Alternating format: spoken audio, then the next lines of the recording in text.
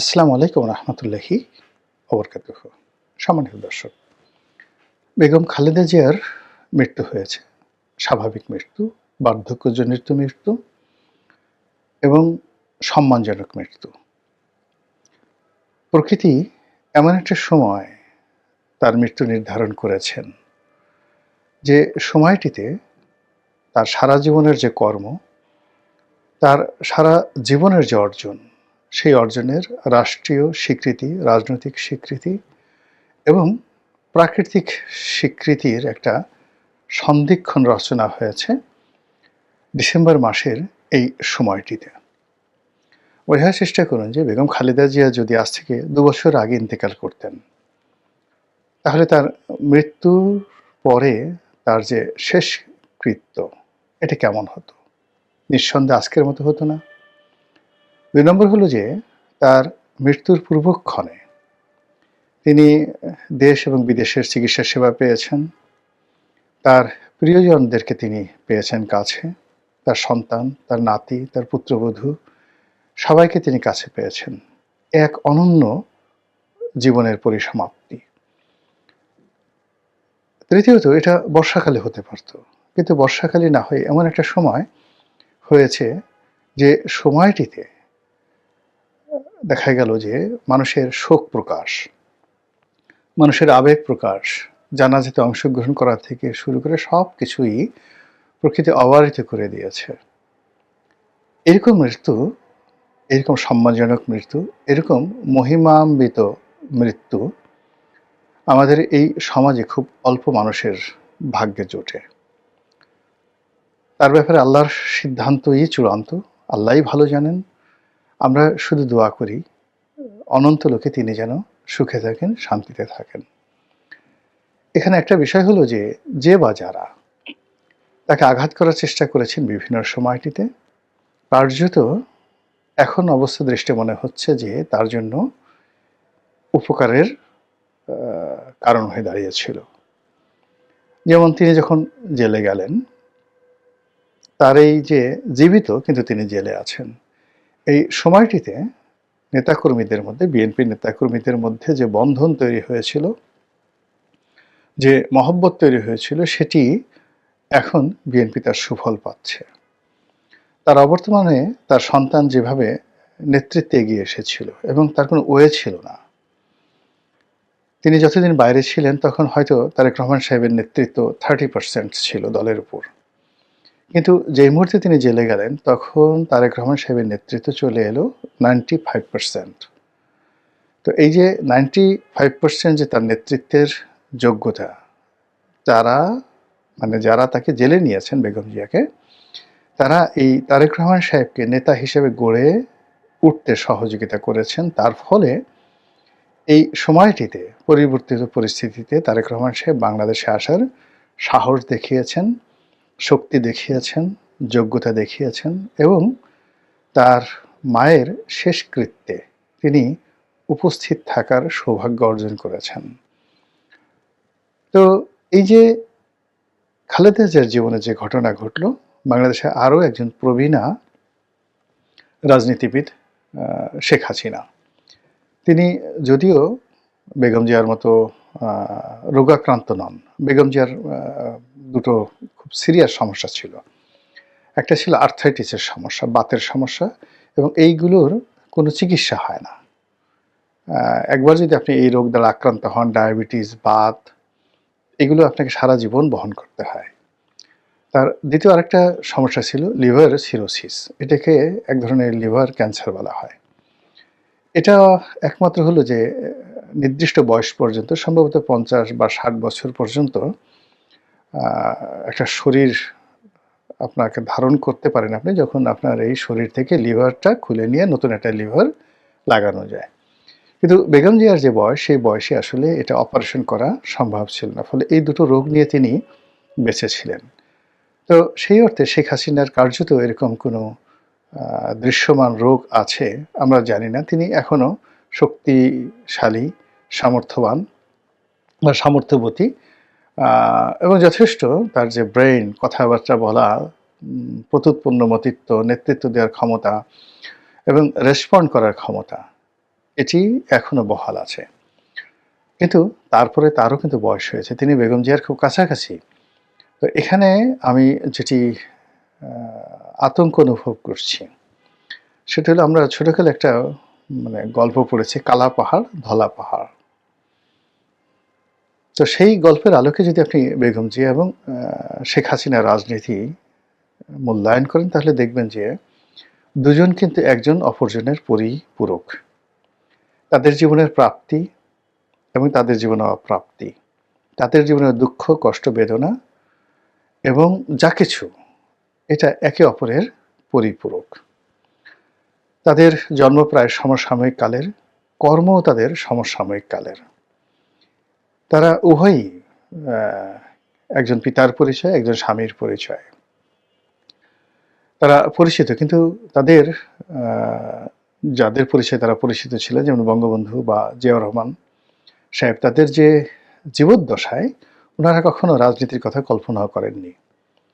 আবার তাদের অবর্তমানে প্রকৃতি এমন একটা অবস্থা করে দিয়েছে যে তারা প্রায় সমসাময়িক কালে রাজনীতিতে পদার্পণ করেছেন এবং একই পরিবেশে, একই মাঠে, একই রণাঙ্গনে ভিন্ন ভিন্ন অ্যাঙ্গেল থেকে দুজন যুদ্ধ করেছেন। দুজনের মধ্যে মনস্তাত্ত্বিক দূরত্ব ছিল, ঈর্ষা ছিল, ক্ষোভ ছিল, ক্রোধ ছিল। আবার তারা নিজেরাও হয়তো জানতেন না যে তাদের সঙ্গে, পরস্পরের সঙ্গে কি প্রাকৃতিক বন্ধন আল্লাহ তৈরি করে দিয়েছে। এরকম ঘটনা যখন ঘটে, আপনি যখন দেখবেন যে পৃথিবীর কিছু কিছু মানুষ একসঙ্গে আসে। যেমন বঙ্গবন্ধু যে সময়টাতে ছিলেন, ওই সময়টিতে বঙ্গবন্ধুর সমপর্যায়ের অনেক বিশ্ব নেতা, সেটা মার্শাল টিটো বলেন, ফিদেল ক্যাস্ট্রো বলেন, ইয়াসির আরাফাত বলেন, ইন্দিরা গান্ধী বলেন, তারপরে মিশরের আনোয়ার সাদাত বলেন, এরকম অনেকে ছিলেন যাদের সঙ্গে বঙ্গবন্ধুর বন্ধুত্ব ছিল। আবার যে সময়টিতে জিয়াউর রহমান সাহেব ক্ষমতায় এলেন, ঠিক সেই সময়টিতে পাকিস্তানে জিয়াউল হক, তারপরে অন্যান্য দেশে তার মতো যারা মিলিটারি জিনিয়াস ছিলেন, ইন্দোনেশিয়াতে সুহার্তো ছিলেন, তো সবাই জিয়াউর রহমানের সমপর্যায়ের যারা লোকজন ছিলেন সেই সময়টাতে ছিলেন। আবার শেখ হাসিনা, খালেদা যে সময়টিতে এসছেন, ওই সময়টিতে আপনি দেখেন যে শ্রীমাভু বন্দ্যোপাধ্যায়ের কন্যা বেনজির ভুট্টো, বেগম খালেদা জিয়া, শেখ হাসিনা, ওনারা সবাই ঠিক একই সময়ে রাজনীতিতে, ফিলিপাইনে কোরাজেন একুইনো, একই সময় তারা রাজনীতিতে তাদের অভিষেক হয়েছে। ব্রিটেনেও অনেক যারা মহিলা নেতৃত্ব হয়েছে, জার্মানিতে মহিলা নেতৃত্ব, এই সবাই সমসাময়িক কালের। তো যখন হয়, একজন যখন আজরাইলের কবলে পড়েন, একজনের যখন মৃত্যু হয়, একজনের যখন সফল হন, একজন যখন সার্থকতা পান, ঠিক কাউন্টার আর একজনের ঠিক সেম ঘটনা ঘটে। যে দুর্ভোগ এবং দুর্দশা খালেদা জিয়ার জীবনে ছিল, সেই দুর্ভোগ এবং দুর্দশা এখন শেখ হাসিনাকে তাড়া করছে। এবং সেই দুর্ভোগ দুর্দশা যখন কেটে গেছে খালেদা জিয়ার, ঠিক সেই সময় শরীর তার সাথে বিট্রে করে বসেছে এবং তিনি প্রকৃতির ডাকে সাড়া দিয়েছেন, যেটি শেখ হাসিনার জন্য অনিবার্য। তো যেটা বলছিলাম যে বেগম খালেদা জিয়ার অবর্তমানে যেভাবে বিএনপির নেতৃত্ব প্রতিষ্ঠিত হয়েছে দেশে এবং দেশের বাইরে, শেখ হাসিনার অবর্তমানে সেই নেতৃত্বটি কি আওয়ামী লীগের মধ্যে প্রতিষ্ঠিত হচ্ছে? এর কারণটা হলো যে আমাদের এই দেশের, আমি যতটুকু রাজনীতি বোঝার চেষ্টা করেছি, 1970 সাল থেকেই আওয়ামী লীগের বিরুদ্ধে অনেকগুলো রাজনৈতিক দল দাঁড়ানোর চেষ্টা করেছে।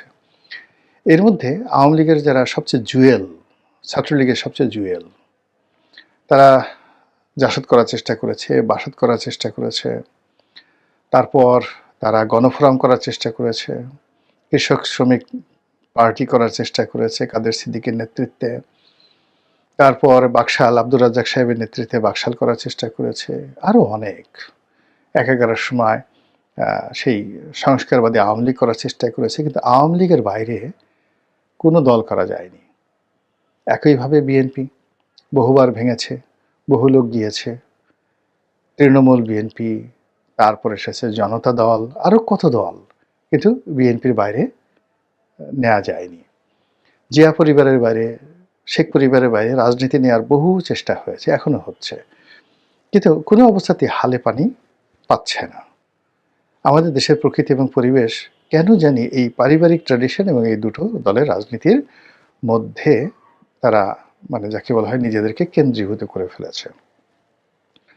তো সেই অর্থে বিকল্প চেষ্টা করা যেতে পারে। আপনি ধরুন এই যে গত 17 মাস ধরে বা 16 মাস ধরে জুলাই আগস্ট বিপ্লবের পর ডক্টর মোহাম্মদ ইউনূস কি না করেছেন, জামাত কি না করেছে এই সময়টিতে সকল ইসলামিক দলগুলোকে একত্র করার জন্য, কিন্তু তারা তো পারেনি। এনসিপি কি না চেষ্টা করেছে, এনসিপির সঙ্গে তাবৎ পৃথিবীর অনেক বড় বড় শক্তি চেষ্টা করেছে যে এই তরুণদের দলটি প্রতিষ্ঠা পাক, কিন্তু বানের জলের মতো তারা বিএনপির জোয়ারের সামনে ভেসে যাচ্ছে। এই যে একটা অবস্থা, সেই অবস্থার প্রেক্ষিতে বিকল্প নেতৃত্ব তৈরি করার চেষ্টা হবে, আগামীতে হবে, এখনো হচ্ছে, এবং এটা ভালো। কিন্তু তার সঙ্গে সঙ্গে যেটা আমাদের আছে, বিএনপি আছে, আওয়ামী লীগ আছে, এই দলগুলোর মধ্যে যদি ভালো নেতৃত্ব তৈরি হয়, যেহেতু এর বাইরে আমরা জনগণকে নিতে পারছি না, জনগণের মন মানসিকতাকে নিতে পারছি না, ফলে এই দলগুলোর মধ্যে যদি ভালো নেতৃত্ব তৈরি হয়, এজন্য যদি আমরা সাহায্য করি, সহযোগিতা করি, বুদ্ধি দেই, পরামর্শ দেই, উৎসাহ দেই, তাহলে হয়তো দেশের জন্য তুলনামূলক ভালো হবে।